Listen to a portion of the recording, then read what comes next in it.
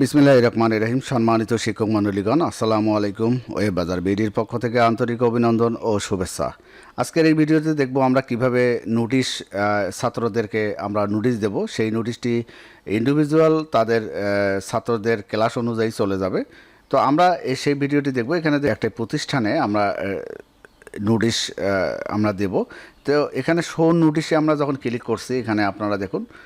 তো আমি দেখাই আপনাদের। এখানে শো নোটিশে যখন ক্লিক করছি তখন এরকম দেখাচ্ছে, এখানে কোনো নোটিশ নেই।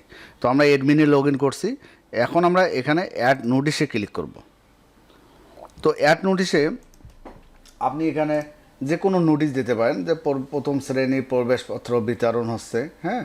তো 200 বা 2023 বা 202, যাই হোক আমি এটা দিলাম।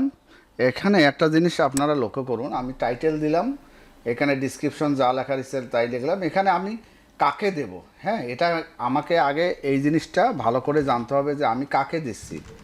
এইখানে দেখুন সিলেক্ট অল ক্লাস, এখানে এতগুলো ক্লাস আছে, আমি কাকে দিচ্ছি। তো সেই স্টুডেন্টের সেই লগ ইন প্যানেলে স্টুডেন্ট যখন লগ ইন করবে, সেই লগ ইনে সেই ছাত্রদের কাছে নোটিশ চলে যাবে। তো আমি ক্লাস 4-এর জন্য নোটিশ দিচ্ছি। এখন আপনি যদি অল দেন, এখানে অল দেন, তাহলে সমস্ত ছাত্রছাত্রীর কাছে চলে যাবে। তো আমি চাচ্ছি না, আমি চাচ্ছি শুধুমাত্র ক্লাস 4-এ এই নোটিশটা শো করবে। এবং এখানে আমি যদি কোনো ইমেজ দিতে চাই, ইমেজ দিতে পারবো নোটিশের জন্য ইমেজ। তো আমি দেবো না, ইমেজ দেবো না, এখানে আমি জাস্ট অ্যাক্টিভ করে দেব, দিয়ে আমি এখানে সাবমিট করে দেব। তো দেখুন এখানে সাবজেক্ট মানে নোটিশটি সাকসেসফুল হয়ে গেছে। এখন আমরা যদি এখানে নোটিশ ভিউতে যাই, এই নোটিশ শো নোটিশে যাই, দেখুন আমাদের একটা নোটিশ কিন্তু এখানে আমরা দিয়ে দিয়েছি ইতিমধ্যে। তো এই নোটিশটা আমরা যদি আমরা বাটনে যাই, তাহলে এডিট করে আবার এডিট করতে পারবো। দেখুন এখানে ক্লাস 4-এই আছে, এখানে 4 বাদ দিয়ে আপনি 3 দিতে পারেন, অথবা এখানে চেঞ্জ করে দিতে পারেন, দিয়ে আপনি এখানে আবারও অ্যাক্টিভ দিয়ে সাবমিট দিতে পারেন। যাই হোক, তাহলে নোটিশ কিভাবে সেন্ড করতে হয় সেটা কিন্তু আপনারা দেখলেন। এখন আমাদের কাজ হচ্ছে এই নোটিশটা আসলে স্টুডেন্ট প্রোফাইলে শো করে কিনা সেটা আমরা এখন যাচাই করব। তো এর জন্য আমরা আরেকটি ব্রাউজার ওপেন করছি। দেখুন ক্লাস 4-এর এক স্টুডেন্টের লগ ইন করছি আমরা। ক্লাস 4 যে স্টুডেন্টটা আছে সেই স্টুডেন্ট প্যানেলে আমরা লগ ইন করছি।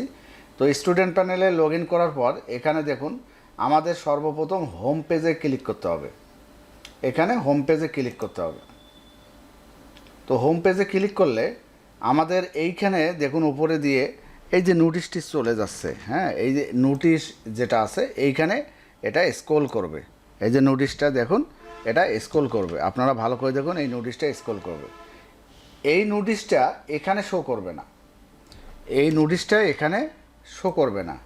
আমরা এটার কাজ করতেছি, এটা আরও আমরা আপডেট করব। নোটিশ সংক্রান্ত অনেক কিছু আছে, হ্যাঁ, আমরা এগুলো কাজ করতেছি। যখন কাজ করা হয়ে যাবে, আমরা এতদিন ভিডিওটা বানাই নাই এই কারণে যে এখনও অনেক কাজ বাকি আছে নোটিশের। তো যেহেতু নোটিশ দরকার, আপনারা নোটিশ এখানে দেবেন, এখানে নোটিশটি স্ক্রল করবে। এখানে যদি নোটিশটি ক্লিক করে স্টুডেন্ট, তখন এই নোটিশটি ভিউ হবে।